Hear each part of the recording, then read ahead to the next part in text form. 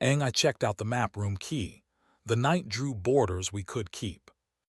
I didn't check out the map room key because I'm sentimental about atlases. I checked it out because maps lie prettier than people do, and I wanted to see whether our particular lie still held its shape when the lines were backlit. The public library on Benton has a mezzanine nobody uses unless they've decided to take themselves seriously for an hour. The map room up there smells like linen, dust, and promises old surveyors made without asking the land. The key hangs behind the circulation desk on a brass hook that says staff, only in a font that pretends to be taller than it is. If you fix the jammed book return on a snow day, as I did last winter with 2 rubber bands and a stubborn definition of citizenship, the head librarian will remember your name and your quiet. Tonight, when I asked for the key, she breathed out through her nose, slid it across the counter, and said the only rule institutions whisper after midnight. 40 minutes, please. No trials after 2. She didn't smile. She looked tired in a way that suggested she loved what she guarded. At 11:41 p.m., my phone delivered the sentence my marriage has learned to say with reliable grammar. Loadout ran late, quick debrief turned into a toast, might crash at the office. Don't wait up. Elise doesn't lie. She arranges chaos until it stops alarming donors. She can talk a room into generosity and talk a truck into admitting what it's carrying. For most of this year, we've been exceptional at mercy and bad at appetite, which is a kind way of saying we've been excellent citizens to each other while forgetting why citizenship was invented. The man who made the ledger nervy wears a canvas tote with gaffer peeking out like a tongue and stands one respectful step from married women as if consent were a building code. His name is Rowan. He's the sort of operations lead events invent when gravity needs a translator. In daylight, I admire him.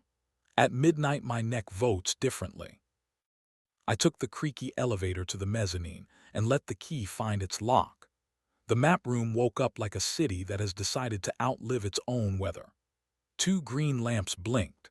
The drafting tables remembered the last palms they hosted, and the big pull-out drawers stared at me with the patience of things that will outlast my genres of regret. A wall-sized relief of the county sat in pale wood under glass.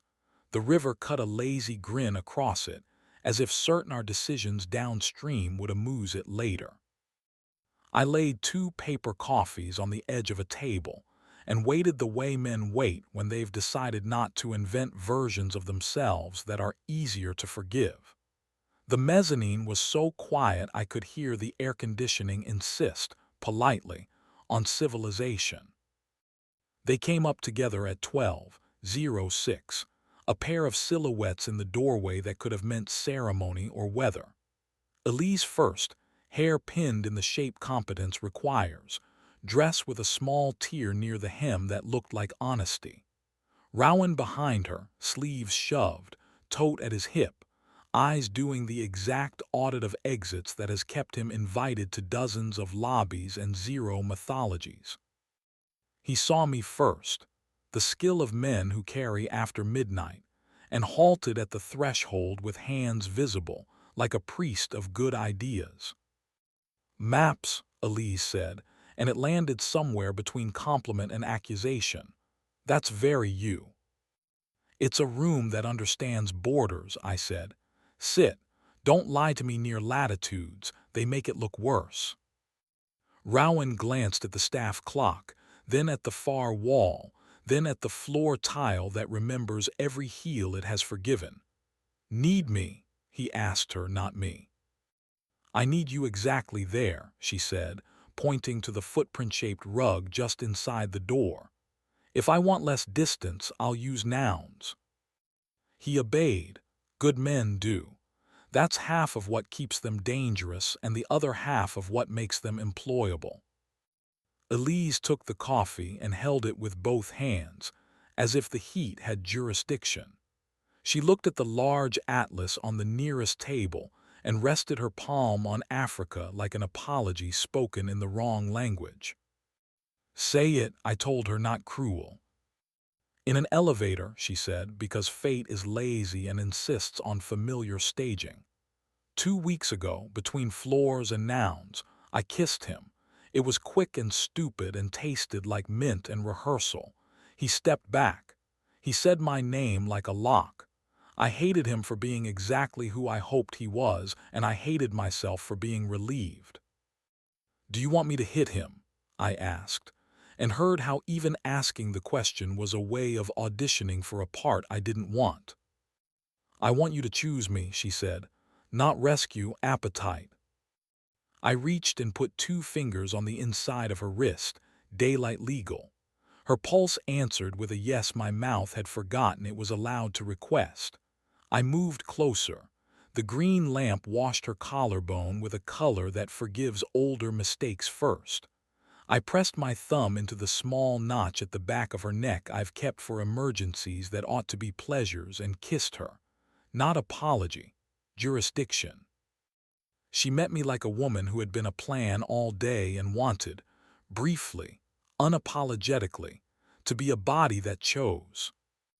We kept our clothes because libraries prefer precedent to folklore. My hand slid along her ribs to her waist and stopped where the elastic argues that laws exist for reasons beyond paperwork. She took my lower lip between her teeth, gentle and decisive, then laughed into my cheek with the laugh I am paid in, the one that has got me across bridges and through Januaries. "Do you still want to hit him?" she asked, not turning her head to look toward the door where Rowan stood like a paragraph break. "I want to thank him for stepping back," I said. "I want to owe him nothing else." "That's a budget," she said. "We can live on that." She sat on the edge of the drafting table as if height could negotiate with guilt. I pulled open a map drawer at random and found a city plan from 1948, streets named after wars and flowers, the river insisting no on 3 consecutive blocks. I spread it out. The linen made that delicious dry sigh that means something larger than you has allowed you to touch it. "Pick a street," I said. She ran a finger across the gridded idea of our city. "Here," she said, choosing a wide avenue that used to be a trolley line and now is the place where everyone pretends to meet by accident. "That's where we almost moved," I said. "Remember, the apartment with the window that wanted to be a door. The one with the landlord who said he was available and meant he was a problem," she said, and smiled like a woman who knows how to win a small war before lunch. We stood over the map, the way a pair of unqualified generals stand over other people's fates. The room's clock announced a minute as if minutes were not the kind of math that ruins desire. I turned the lamp down 1 click until the lines looked like veins. She told me the truth I didn't earn and she didn't owe. The kiss had been curiosity dressed as courage. The stopping had been the only part of the night she liked in daylight. Tonight's almost had felt like a door practicing her name. I told her about the motel parking lot where the key I never used warmed in my palm like a joke. The evening had planned, and the morning refused to tell. Rowan stayed at the rug, eyes on the brass plate of the door handle as if good hardware could remind him what his job was. "If I'm in the way," he said, voice careful, "say the word and I'm a hallway." "You're a hallway," I said. "At 9 you're a van." He nodded, grateful to have been turned into a function he understands. Elise looked down at the Atlas spine and then back up at me. "Do something foolish," she said, "but survivable." I took the soft pencil from the drafting rail and made a dot on the old map where our apartment stands now. Then another dot for the community center where we spend Saturdays pretending competence is a religion. Then a third dot, small and stubborn, for the mezzanine above us. I drew lines between them, a ridiculous triangle that meant nothing and everything. Those are borders, she said. Those are the roads I want, I said. She lifted the hand with the pencil and guided it, drawing a fourth point where the river takes its long, arrogant bend. That's where I almost let the elevator decide for me, she said. We don't draw that one again. Agreed, I said and felt, for the first time in weeks, like my ribs were on the correct payroll. The building settled the way old buildings do when they approve of human weight. Wind argued briefly with a high window and let the latch win. We moved around the table until her hip brushed mine as if geography had suggested it. My mouth found the place below her ear where sentences are raised before they're sent into a room. She made a soft sound that could negotiate with gravity. I pressed my palm to her waist and felt the map paper shift under us like something that would forgive us if we kept the corners safe. We didn't perform for the furniture. We didn't try to be noble. We wrote our names inside a border only we would recognize in the morning and let the room notarize it with dust and mercy. At the door, Rowan cleared his throat in the polite key. "Loadin' at 9, he said. 4 backs, 0 speeches. "Thank you," I said. He heard everything I meant and nothing I couldn't afford to say. The clock gave us a last unkind minute. Elise slid off the table, smoothed her dress, and touched my wrist, daylight legal, in a way that rewrote the rest of the night. We returned the map to its drawer like contrition done correctly. I turned off the lamps and we stood in the velvet pause while the room remembered it belonged to the city, not us. Downstairs, the head librarian took back the key without ceremony. She looked at our faces like maps and decided we could be shelved for another day. Outside the building, the river had chosen midnight. We walked home along the path that refuses to believe in straight lines.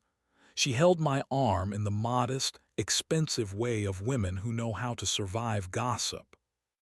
At 9, the community center smelled like lemons spelling please. Rowan was already there, lifting tables with that modest inevitability that trains gravity to behave. I carried the other end and let my neck accept daylight as its jurisdiction. Elise moved through the room with a clipboard, and a mouth volunteers obey without hatting themselves. When she passed me, she pressed 2 fingers to my wrist again, public precise, and the morning decided to like us. During break, I set a coffee by Rowan's elbow. "Thanks for being the adult in the elevator," I said. "Thanks for showing up before the door closed," he answered, looking at the leg of a table as if it had asked the correct question. We didn't tell anyone about the map room. We didn't need to.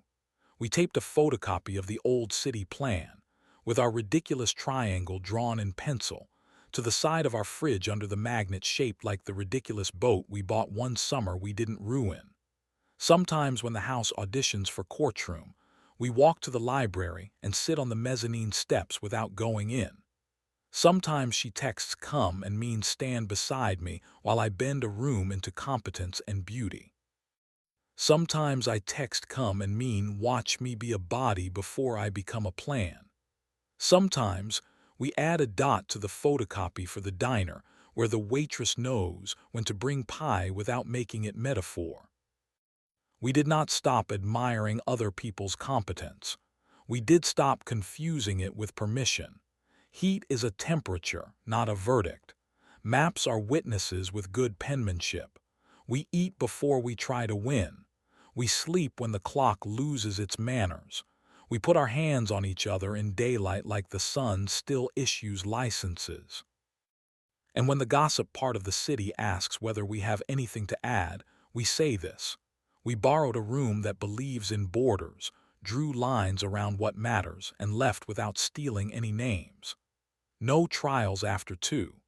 Choose before the elevator decides. And if you must mark the place where you almost made a mistake, do it in pencil on a photocopy and keep the original clean, so the city can go on pretending it knows where everything ends while you learn where you begin.